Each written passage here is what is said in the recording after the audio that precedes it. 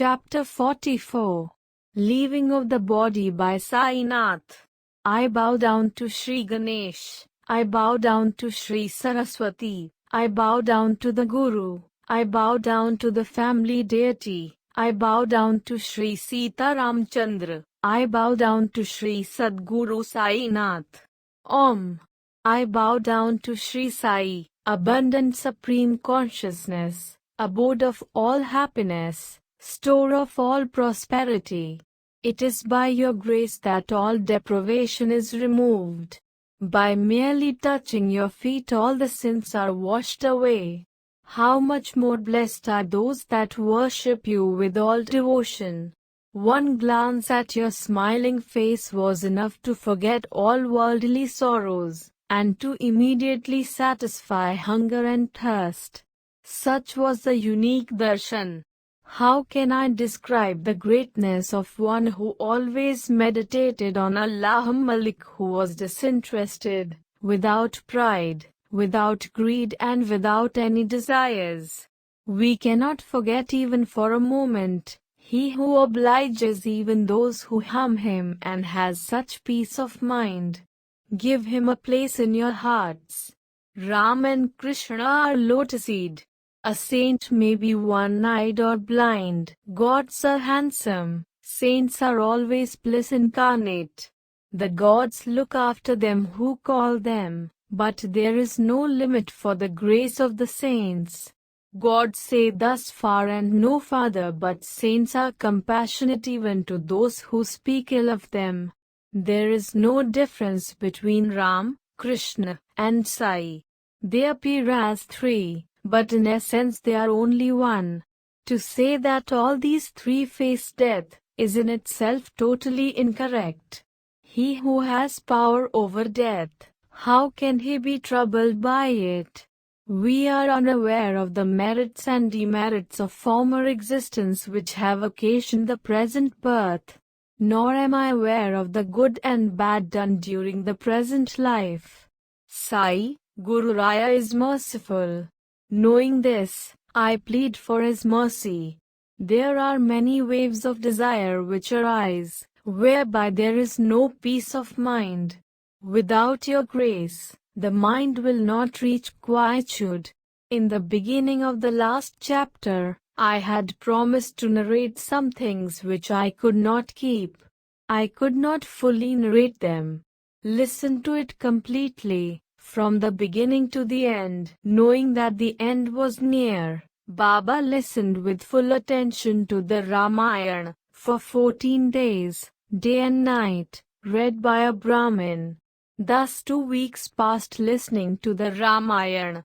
When Vijayadashami day arrived, Baba left the body. In the last chapter, it was narrated how Lakshman Mama did the puja and how Jog did the aarti, after Baba's passing away. After that the Hindus and the Muslims needed 36 hours to decide upon the last rites for the body, how the place for the samadhi was decided upon, how the brick had unexpectedly broken, and how in the past, Baba had raised his prana high up for 3 days. Everybody had doubts whether it was samadhi or the abandoning of the body. By observing the absence of breath, it seemed doubtful if he would become normal.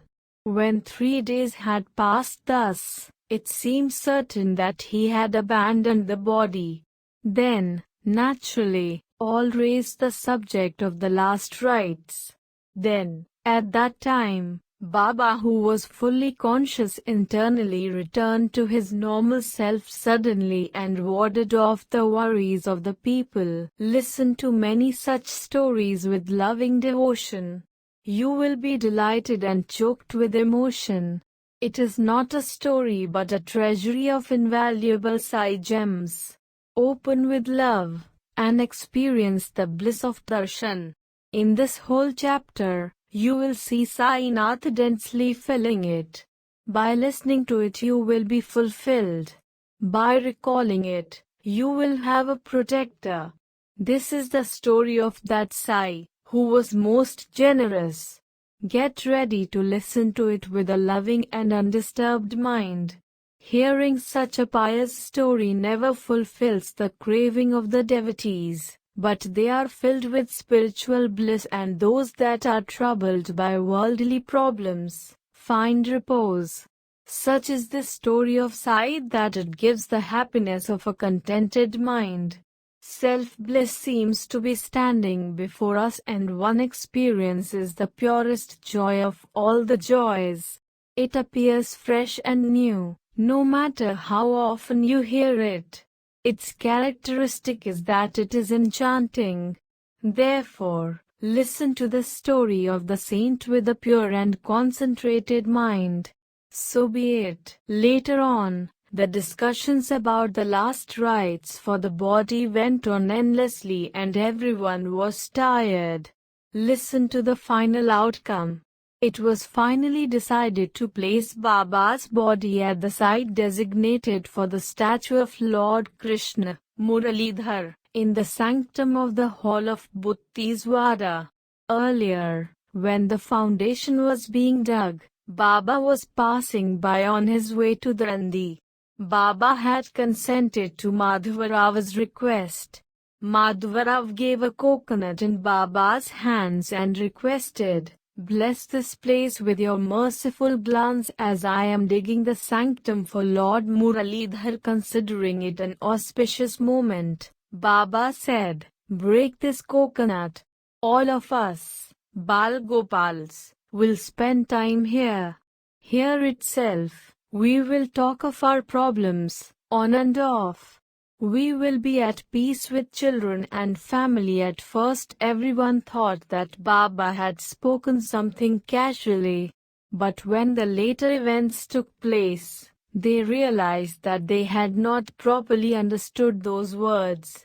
After Baba abandoned the body, this was deemed to be the best place for protecting Baba's precious body. The idea of establishing the statue of Lord Muralidhar was abandoned. Baba's last words, "Place this body in the water," ultimately became everybody's decision. Baba himself became the Muralidhar. Srimant Bhutti and all others, all the Hindus and Muslims became happy with the decision, and the Wada was put to good use. If Baba's body had been put elsewhere, that expensive Wada would have been an inanity and been desolate. It is because of Sai. Today there is puja, worship, listening to holy scriptures and songs, and distribution of food to devotees, guests and visitors. It is because of Sai that abundant food is distributed there. Various rituals are frequently held, and people come from far and near and from different countries. So, bear in mind the speech of the saints. Study every word that is heard. Do not cast them aside, disbelieving them and considering them to be only casual. However stupid they may sound in the beginning or appear doubtful, as time passes the meaning becomes clear, even if they were difficult to understand initially. When there was still time for leaving the body, many inauspicious signs occurred to indicate the forthcoming events in the masjid in Shirdi earlier. Out of them, I will narrate only one for the benefit of the listeners. Otherwise, if I narrate them all, the book will be lengthened. Since many years, Baba had an old brick, on which he rested his hand, and sat in a yogic posture. At night, in solitude, he regularly took the support of the brick, and Baba sat in a yogic posture, quietly in the masjid. This practice had gone on for quite a few years without disruption, and without any problems. But fate is not governed by any rules, and unexpectedly they are broken. When Baba was not in the masjid, a young boy was sweeping. With the intention of cleaning the dirt underneath it, he picked up the brick a little. The time had come for it to break. The brick slipped from the boy's hand. It fell down with a bang and broke into 2 pieces. Hearing of it, Baba said, "It is not the brick but my faith that has broken into pieces." Saying this, he was very distressed and tears of sorrow sprang from his eyes. When the brick broke, with which Baba sat regularly in a yogic posture, Baba's heart was torn and he was choked with emotion. This brick, which was with him since several years, was of long standing, and was the main support for his yogic posture. When it was suddenly broken, it seemed to make the masjid desolate for him. Though it was a brick, Baba liked it very much and loved it like his own life. Seeing its condition, Baba was very distressed. Baba spent hours together, resting his elbow on that very brick, sitting in a yogic posture. Therefore, he loved it very much, in whose company I meditated and was dearer to me than life. That companion of mine is broken. I also will not remain without it. The brick was a lifelong companion and has left me and gone away today. Thus remembering its qualities, Baba began bemoaning it. A natural doubt may arise here, as isn't a brick only a perishable object? Why grieve for it? What would the people say? Anyone would entertain such a doubt at the very outset. Bowing to Sai's feet, I shall attempt to clear it. The avatar of the saints is only for the upliftment of this world and the salvation of the poor and the sinful. They have no other mission or goal. They laugh, cry, play like ordinary people, but it is a drama. This is the secret of behavior of the great ones in the world. Akin is the behavior of the people. Though the saints are fully enlightened, desireless and without ambition, for the salvation of the people of the world they become ready for action. Be it so. 32 years before he actually left the body, the Samadhi would have taken place if it was not for the wisdom of Mahalsapati, which certainly and definitely prevented this inauspicious event. This is the truth. If this said event had not been prevented, how would everyone have had Sai's companionship? 43 years before writing about this event, it would have happened. On Margashish Purnima Day, 32 years before the Samadhi, Baba had an attack of asthma and he became very uneasy. In order to bear this bodily pain, Baba raised his prana high up and went into Samadhi. For 3 days from now I will raise my prana high up and go into Samadhi. Do not waken me up, Baba told them. See that corner of the courtyard, Baba said, pointing his finger. Dig there for my Samadhi and place me there. Then looking at Mahalsapati, he point blank said to him, do not neglect me for 3 days. Place 2 flags at that site as an indication. Saying this, he raised his prana high up. Suddenly he whirled around and became unconscious. Mahalsapati placed him on his lap. Others lost hope. It was about 1:00 at night when this happened. Oh, everyone became still, thinking about the sudden turn of events. There was neither breath nor pulse.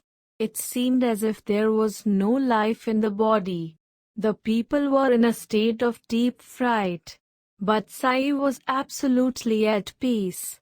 Then Mahalsapati remained alert day and night and took care of Sai. He sat wide awake near him. Though Sai himself had ordered that the Samadhi be dug, yet no one had the courage to do that. Seeing Baba in a state of Samadhi, the whole village assembled there. The people watched with awe and were subdued. Bhagat Mahalsapati did not remove the body from the lap. The people would get a shock if they realized that the body was lifeless. Sai, therefore, seemed to have deceived the people by saying that the body should be kept for 3 days. The breath had stopped. All the sense organs were at a standstill. There was no trace of movement. The luster of his face had dimmed. He had lost consciousness of the surroundings. He was totally silent. How could he come back to consciousness? This was the great worry for all. 2 days had passed, but he did not gain consciousness. Maulvis, Maulanas and fakirs came and gave their opinion for future action. Appa Kulkarni and Kashi Ram also came. They took a firm decision that Baba had achieved his abode of peace and the body should be given eternal rest. Some said, "Wait a little longer. Such haste is not good." Baba was not like ordinary people. Baba's words come true. Others promptly replied, "How will the life spirit return to a body which is ice cold? How foolish all these are. Dig a grave at the place shown by him. Call all the people. Perform the last rites on time. Make all the preparations." Thus, while the discussions to do or not to do went on, the time period of 3 days was over. Then, early in the morning, at a clock, the life spirit was observed as returning. Very slowly his eyes opened, the body stirred and the limbs stretched, the breath recommenced and the abdomen was seen to move. His face showed a cheerful expression, the eyes began to blink, the unconsciousness went and a state of awakening arose. It seemed as if he had been reminded of a body he had forgotten. The lost treasure had been found again and was freely available. Seeing Sai fully conscious, everyone rejoiced.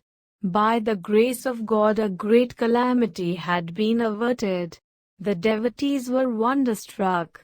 Bhagat, Mahalsapati, looked at Sai's face, marveling, as he gently moved his neck. The Maulvis and fakirs lost face.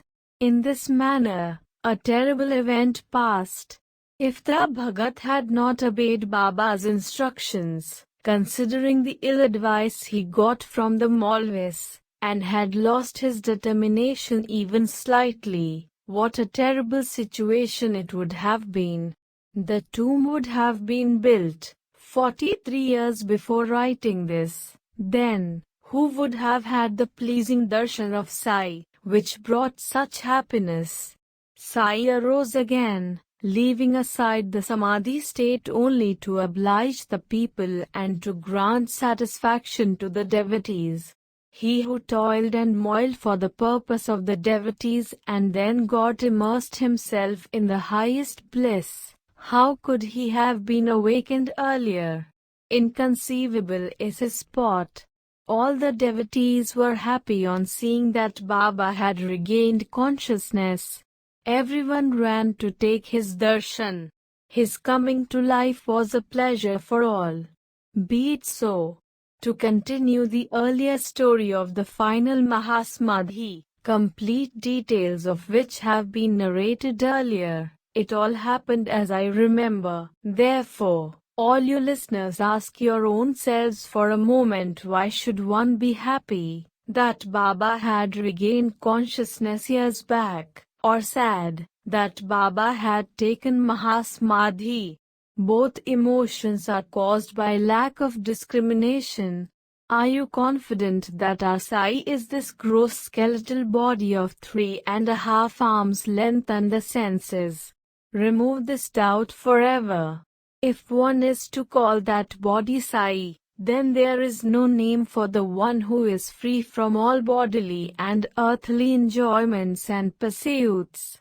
There is no form for it. Sri Sai is beyond a form. The body is perishable. Brahman on its own is indestructible. The body is included in the 5 elements, but Brahman is without beginning or end. Observe the pure, excellent self, the Supreme Being, and the life spirit, which animates the gross senses. Sai is the name for that. He transcends the senses. The senses are gross and do not know that. It is that which animates the senses and activates them with prana. The name of that power is Sai. There is no place without it. All the 10 directions are desolate without it. It fills the movable and the immovable. It is this that has taken avatar. Earlier it was unmanifest. Taking a name and form and becoming an individuality, it became manifest. After accomplishing its mission, it merged into the unmanifest. After achieving the work of the avatar, the body taken for the avatar is abandoned and enters the abode of the knower and the known. Sai acted in this manner. When he felt like going beyond the veil, like the Swami of Gangapur, Sri Narasimha Saraswati, who said, "I am going to the mountains," he left suddenly. When the devotees prevented him, he pacified them by saying, "My departure is in accordance with popular practice. I am not leaving Ganga Bhuvan." After bathing in the Krishna early morning and doing puja at Bindu Kshetra, worship the Padukas in the mat, I dwell there always. Similar is the story of Sai Baba.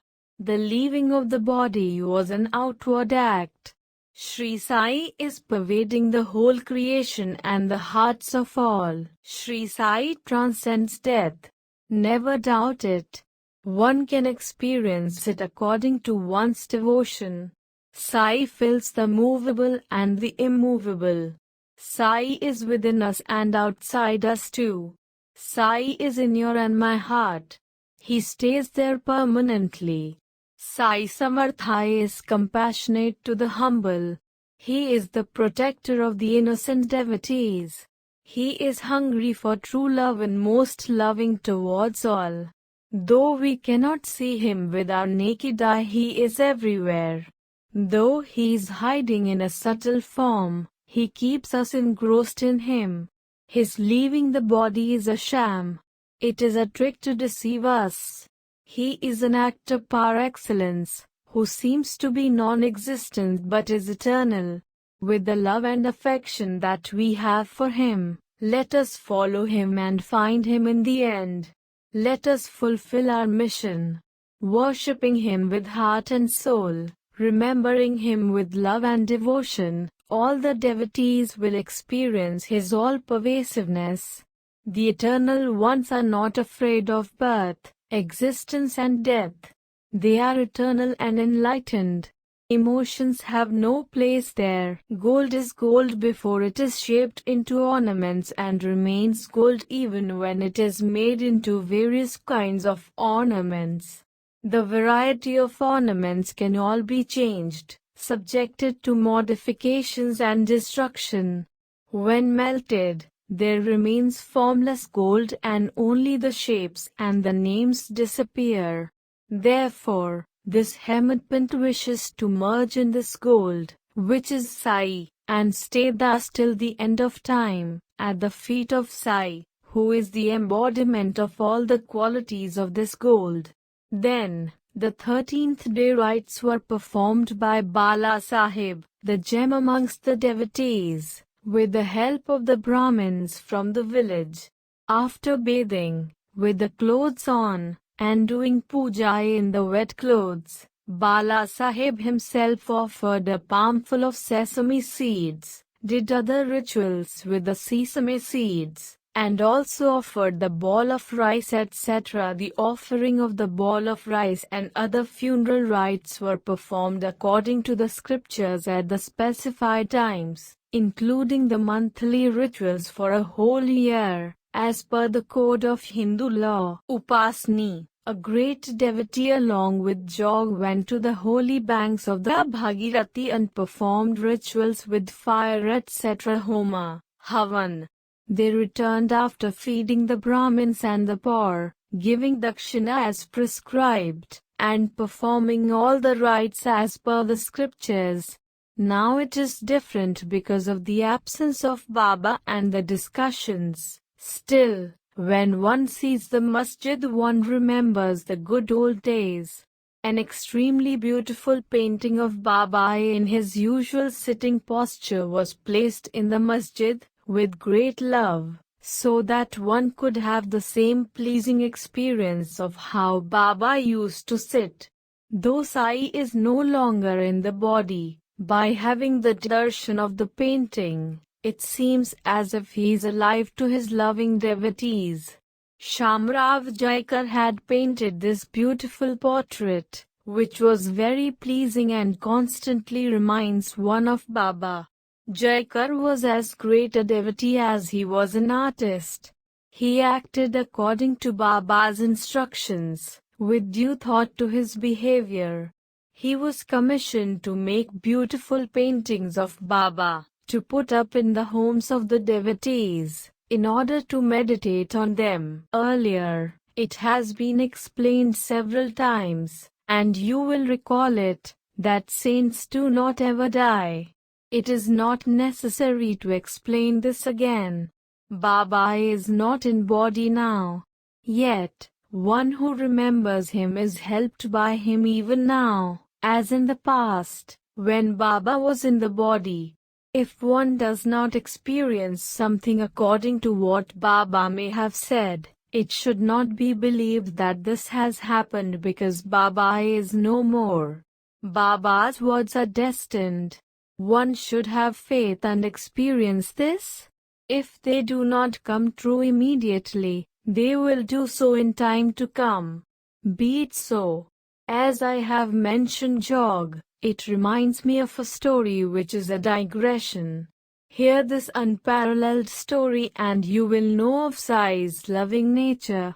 Though the conversation between the two is concise, it is illuminating for the devotees of a guru. Fortunate is one who learns about Vairagya, detachment. Unfortunate is the one who is tied to the mundane existence.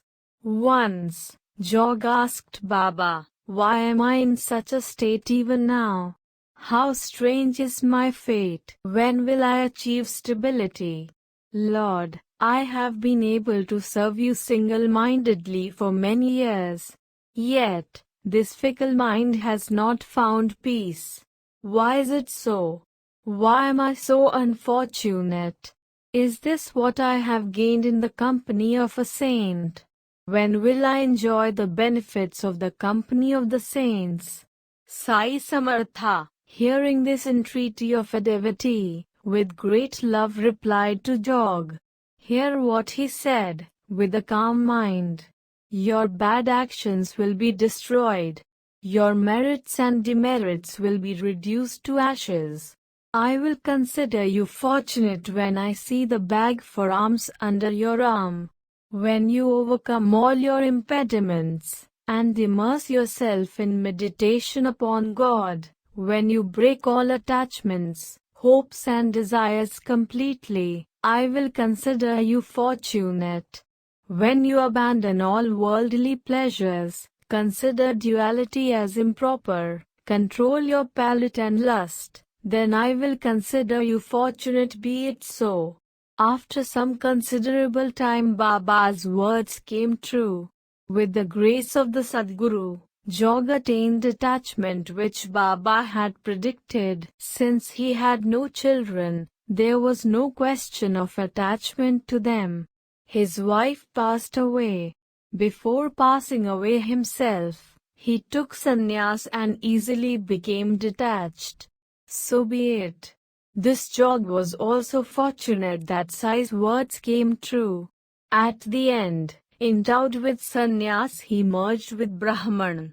All that Sai had said happened in the end, and the result was that he reached the exact state. Sai's words were substantiated. Truly, Jog was fortunate. In short, Baba was compassionate to the afflicted and the poor and concerned about the welfare of his devotees. He offered them the nectar of wisdom in plenty, in Shirdi, all the time.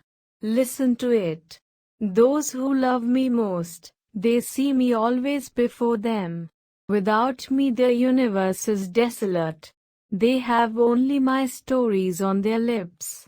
They meditate on me ceaselessly. They have my name on their tongue and chant it repeatedly, and they sing of my deeds wherever they come or go.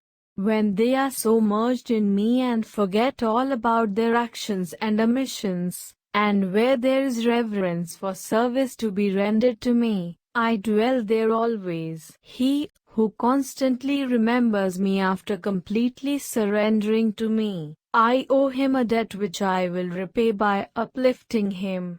I am in bondage to him who does not eat or drink anything without offering it to me first and who constantly meditates upon me. I act according to his wishes. I constantly care for him who only longs for me, and for him no one is equal to me. I act according to his wishes.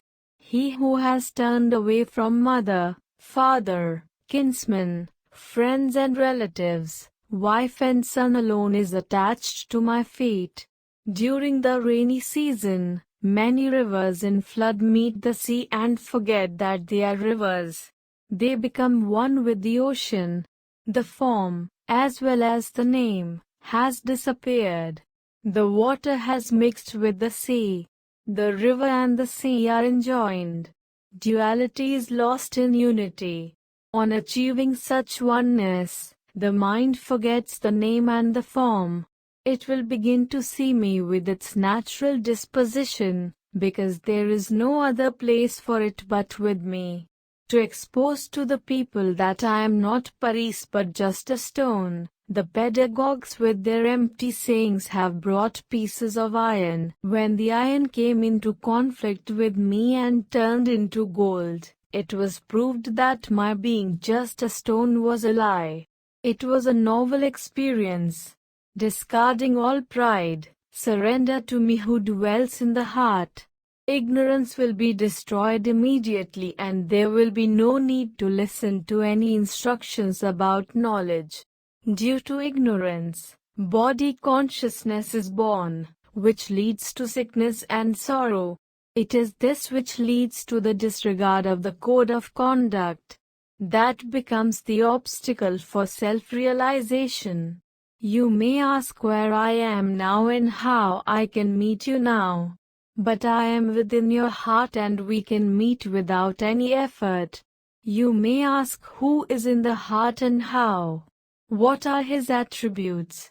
And what is his identity by which he can be recognized? Then, be completely attentive. Listen to the clear description to whom one should surrender, and who is the dweller in the heart. The creation is filled in plenty with objects of different names and forms, which no one has been able to count. They are all the forms of Maya. In the same way, indeed, that throbbing of reality which goes beyond the three aspects viz. Sattva, Rajas, and Tamas, is really the form of the one embedded in the heart. That state of being without names and forms which remains as the essence of your own is really the indication of that one, embedded in the heart. Knowing this, seek refuge in him. One has to appreciate that I alone am he and thou. On extending this very idea of identity in the world of beings, there appears the weighty essence of one's own self. There is no room for anything or anyone besides myself. With continuous practice, you will experience my all-pervasiveness. Then you will become one with me and experience that there is nothing beyond me. You will be one with the Supreme Spirit and your heart will be pure. Without even having the waters of the Ganges, you will have had a Ganga bath, that is, you will be purified. The wise are ever wary of the bondage of the pride of the worldly achievements and do not let it affect them. One who meditates upon his real self, unwaveringly and does not break his concentration for him, there is no necessity of both. getting into samadhi or coming out of it. Therefore, laying my head at the feet of the listeners, I earnestly request them very lovingly to have love for all deities, saints, devotees and others. Baba has repeatedly said, if anyone speaks insultingly to another, then he has hurt me only and pierced my heart. He hurts me immediately who speaks a volley of hard words to another, while I am immensely pleased for a long time if one bears an insult patiently. Sai is immanent in the whole creation and he likes nothing else than love. This supreme nectar of teaching, which was most auspicious, flowed from Sai's mouth always. This was because of his great love for the devotees, and which fortunate ones are not aware of it.